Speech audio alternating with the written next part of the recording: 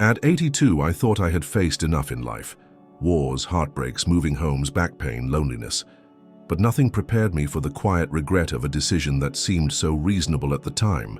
Moving into a nursing home, my family said it would be better, that I'd have comfort, safety, 24-hour care, and at first I believed them. But the reality is it's different, so different from what they tell you. If you're thinking about making this decision, whether for yourself or for someone you love, please stay with me until the end, because these 6 truths might completely change how you see your future. Some are painful. Some are hard to admit, but all of them are real. I lived them. I saw them. And now, I have to tell them. Truth 1. You no longer control your own life. The biggest shock after moving into a nursing home wasn't the small room, the fixed meal, times, or the unfamiliar faces. It was the realization that I had lost control over my own life. Before I moved in, I had my routines. I decided when to wake up, when to eat, how to spend my day. I could take a walk when I felt like it. I could cook my own food, or just sit quietly in my favorite chair with a book. No one told me what to do. But once inside the nursing home, I quickly realized that my time wasn't mine anymore. Breakfast was served at a set time, even if I wasn't hungry. Lights out happened whether I was tired or not. If I wanted to go outside for a walk, I had to wait. Wait for permission. Wait for someone to be available. Wait to live. Simple choices like what to eat, what to wear, or when to take a shower, they all became privileges instead of basic freedoms. I remember my first week, waking up in a bed that didn't feel like mine. I sat up, stretched, reached for the book I had been reading at home. But when I looked around the room, it hit me. This wasn't my home, my books, my chair, the little comforts I had collected over a lifetime. Gone. In their place, sterile walls, a standard bed, and a growing feeling that I had surrendered something I could never get back. The hardest part? Realizing that once you give up your independence, getting it back is almost impossible. You adapt, not because you want to, but because you have to. You stop asking for what you want.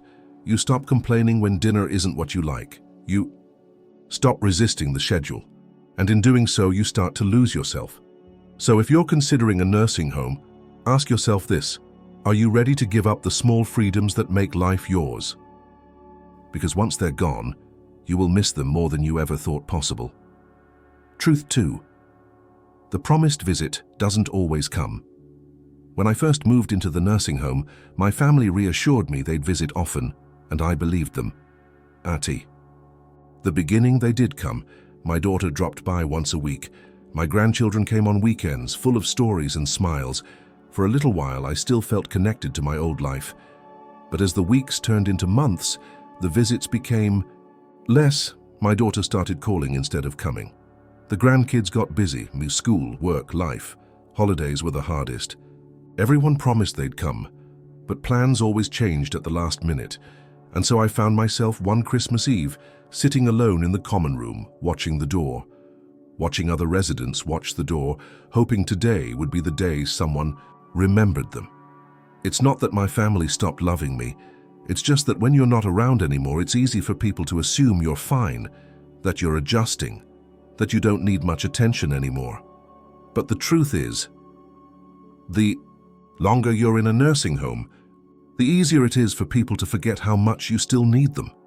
I remember one evening, sitting on the edge of my bed, holding my phone, staring at my son's name on the screen. I wanted to call, just to hear his voice. But I didn't. I didn't want to be a burden, didn't want to sound desperate, didn't want to remind him that I was still here, still waiting. So I put the phone down, and that's when it hit me. This is my life now, waiting for a visit that might never come. Loneliness in a nursing home is not loud, it's quiet.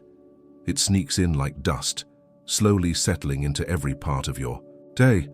So if you're thinking about moving into one, or placing someone you love there, ask yourself this: are you prepared for the silence?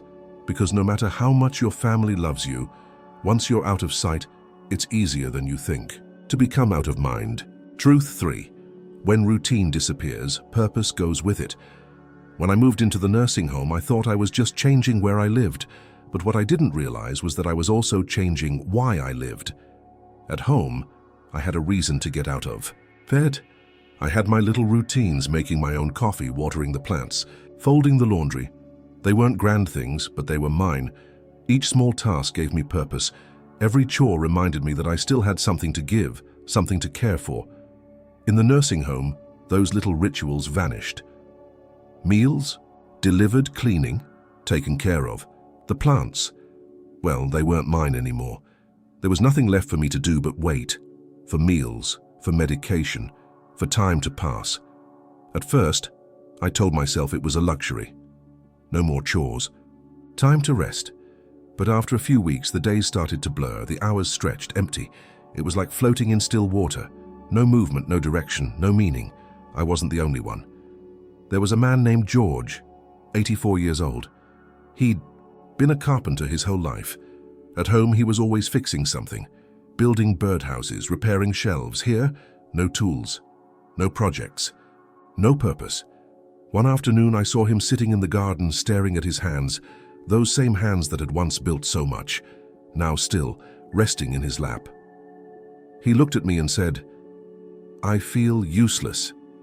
And I knew exactly what he meant. Because when you no longer have something to care for, something to create, something to work toward, you start to disappear from the inside out. The mind slows down, the body follows, and soon the days all look the same. It's not about being entertained. It's about having a reason to move, to speak, to wake up. So if you're considering a nursing home, ask yourself, what gives your life meaning?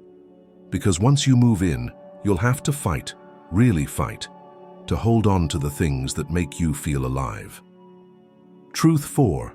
Your body starts failing faster than you expect. Before I moved into the nursing home, I was doing well for my age. No, I wasn't climbing mountains, but I could walk on my own, cook a full meal, make my bed, stretch in the mornings. These little routines kept my body moving, they kept me alive.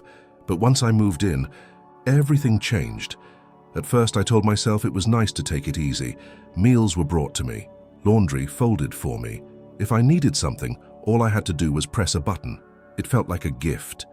But what I didn't see at the time was that the less I did, the weaker I became. I stopped standing in the kitchen, stopped walking to the mailbox, stopped moving. Unless I had to, and my legs noticed. They stiffened, my balance weakened. Soon getting up from a chair became a chore, then a challenge, then something I dreaded. The strength I had worked so hard to maintain, gone, almost overnight. And it wasn't just me. I watched it happen to others too. There was Alice, 81, full of life when she arrived. She used to take walks every morning, insisting age was just a number. But after a few months, I saw her less and less. First came the walker, then the wheelchair. One day she looked at me and said, "I don't know when it happened, but I feel like I aged 10 years in 6 months." And that's exactly what it feels like, because when you stop using your body, you start losing it. In a nursing home, everything is designed to make life easier, but easier doesn't always mean better. Easier means less movement, and less movement means decline. Muscles fade, posture weakens, confidence disappears. If I had known how fast I would lose my strength, I would have fought harder. I would have kept walking. I would have asked to help with chores. I would have done one extra lap around the hallway, even when I didn't feel like it. Because once your body starts to give up, getting it back isn't easy, and sometimes it doesn't come back at all. So before you trade independence for convenience, ask yourself, will I still have the motivation to stay strong when everything around me is built to make life effortless? Because if you stop moving even for a little while, your body will notice, and it might not forgive you. Truth 5. Privacy and dignity become a luxury. One of the things I didn't fully understand before moving into a nursing home was just how much privacy I'd lose, and with it, my dignity. At home, I had my space, my bedroom, my bathroom, my silence. If I wanted to sit alone, close the door, be with my thoughts. I could. No one questioned it. But in the nursing home, privacy becomes something you hope for, not something you have. From the moment I arrived, it felt like I was never truly alone. Staff walked in and out, scheduled room checks, nurses opening the door without waiting, roommates who snored, talked to themselves, or just never stopped moving. Even simple things like getting dressed or going to the bathroom suddenly needed assistance. And look, I understand. They're just doing their job, helping us stay safe. But it doesn't make it easier to accept help for things I've done independently. My whole life. I remember the first time I had to press the button to ask for help to use the toilet. It felt like a piece of me. Broke, waiting, hoping someone would come.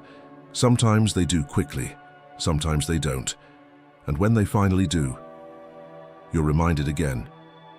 This isn't your home.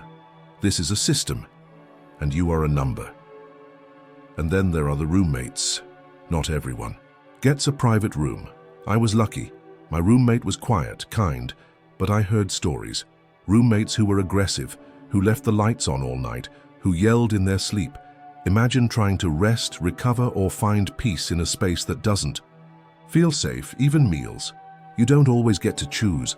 If you don't like what's on the menu, too bad. There's no going to the kitchen and fixing something else.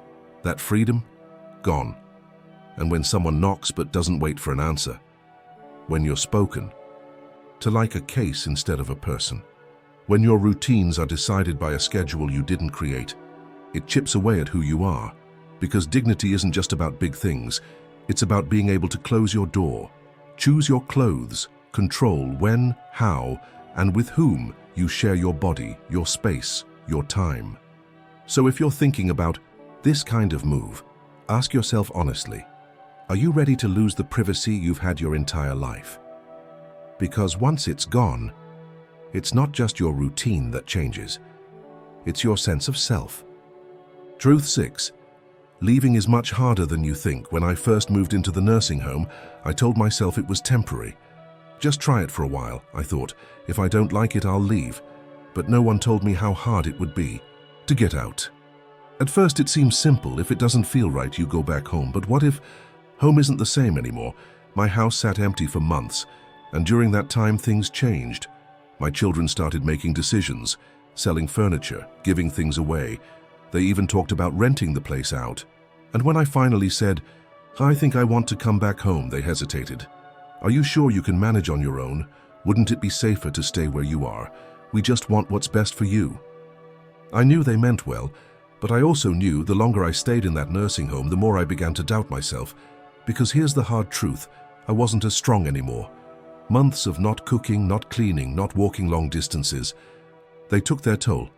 I had lost strength, confidence, momentum. The independence I had before, it was slipping away. And now, I wasn't so sure I could live on my own again, and I wasn't alone. Met others who had the same plan. They moved in just for now and ended up stuck. Some lost the option to return completely. Their homes were sold, their savings drained. There was nowhere to go, and no one willing to take on the risk. That's what no one tells you. Going in feels like a decision you can reverse, but for many of us it isn't. The nursing home slowly becomes your world. The outside, the life you once knew, starts to fade, and before you realize it, you're no longer planning to go back. You're trying to remember what going back even looked like. So if you're thinking about making that move, ask yourself, are you prepared for the possibility that once you enter, you may never leave? Because the barriers, financial, physical, emotional, they don't show up all at once. They appear slowly, quietly, and by the time you notice them, they're already too big to cross. If I could do it over again, looking back, I don't regret growing old. Aging is a gift, one that not everyone gets. But I do regret believing that a nursing home was my only option. I walked in expecting comfort, safety, and a better quality of life. What I found instead was a slow erosion of everything that made me my freedom, my privacy, my purpose, even my confidence. Now don't get me wrong, that not every nursing home is the same, and for some people, the care they provide is absolutely necessary, but if you still have a choice, don't give it up too. Soon, if I could go back, I would have fought harder to stay in my home. I would have explored other ways to get help: home care, part-time support, family planning. I would have protected my routines like they were sacred, because they were, and I would have asked myself one simple question: is this truly what's best for me, or just what's easiest for everyone else? 2.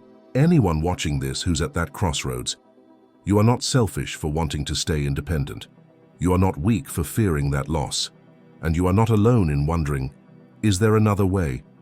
Because the life you have now, your little rituals, your space, your freedom, is worth holding on to for as long as you possibly can.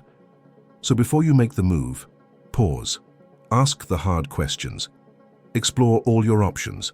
Talk to your family. Not just about care, but about your dignity, your purpose, your identity. You deserve to live, not just exist.